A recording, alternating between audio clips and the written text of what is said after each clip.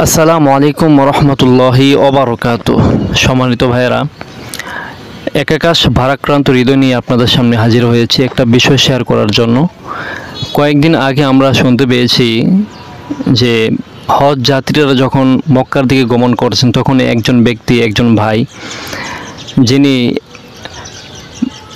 অত্যন্ত আবেগ আপ্লুত হয়ে আল্লাহ তাআলার ঘর দর্শন করার জন্য, আল্লাহর ঘরের দেখা পাওয়ার জন্য, সেখানে তাওয়াফ করার জন্য, রাসূল পাক সাল্লাল্লাহু আলাইহি সাল্লামের রওজা শরীফ জিয়ারত করার জন্য একজন ভাই তিনি অনেক আবেগ আপ্লুতভাবে হজ করার জন্য তিনি অপেক্ষমান ছিলেন। কিন্তু দুর্ভাগ্যবশত ফ্লাইটটি তাকে ছেড়ে চলে যায়। কিন্তু দুইবার ফ্লাইটটি মিস করে। অতঃপর ফ্লাইটের যিনি পাইলট ছিলেন উনি বুঝতে পারলেন যে আসলে হয়তো আল্লাহ পাকের এখানে কোনো নিদর্শন রয়েছে। আল্লাহ চাচ্ছেন যে আমি যেন তাকে নিয়ে তারপরে মক্কার দিকে গমন করি। পাইলট আবার পুনরাবৃত্তি করলেন, তিনি আসলেন, তাকে নিয়ে তখন উড়লেন। কিন্তু ওই ভাইটি আজকে মৃত্যুবরণ করলেন। আমি অবাক হয়ে গেলাম যে আল্লাহ চাইলে তাকে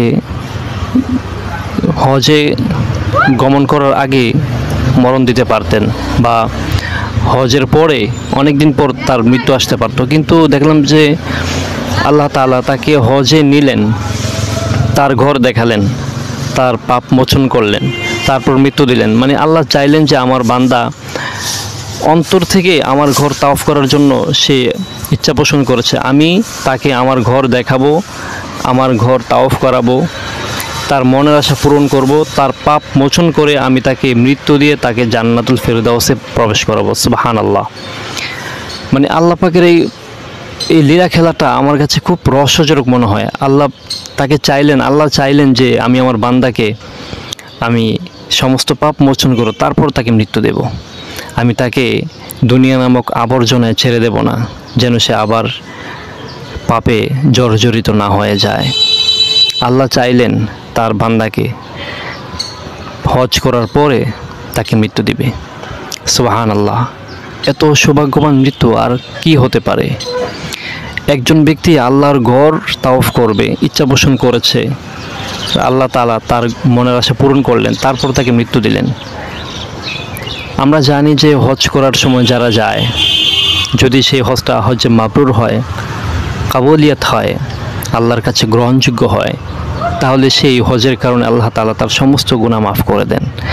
আজকে সেই ভাইটি, যে ভাইটির মুখে দাড়ি ছিল না, আমরা অনেকে হয়তো অনেক মন্তব্য করব, লোকটার মুখে দাড়ি নেই, সে ইসলাম চর্চা করে না, কিন্তু আমরা কি তার মনের অবস্থাটা কখনো করে দেখেছি যে তার মনে কি চলছে, তার মন কি চাচ্ছে, তার সাথে আল্লাহর সম্পর্কটা কেমন? আমরা কি এটা কখনো ভেবে দেখেছি? হয়তোবা আমরা উপর দিক দিয়ে অনেক কিছুই দেখে জাজ করতে পারি, কিন্তু অভ্যন্তরীণ খবরটা একমাত্র আল্লাহ পাক ভালো জানে। যার কারণে বলতে পারি এই ভাইটির বিদায় আমাদের সকলের হৃদয়ে নাড়া দিয়েছে, বিবেককে নাড়া দিয়েছে। আমরা যেন এরকম আল্লাহ পাকের ঘর তাওয়াফ করার জন্য যেন অন্তর থেকে ইচ্ছা পোষণটা যেন আমরা করতে পারি, এবং আল্লাহকে ভালোবেসে রাজি খুশি করার জন্য যেন আমরা হজটা করতে পারি, এবং আল্লাহ যেন আমাদেরকে তার পবিত্র ঘরে মৃত্যু দান করেন।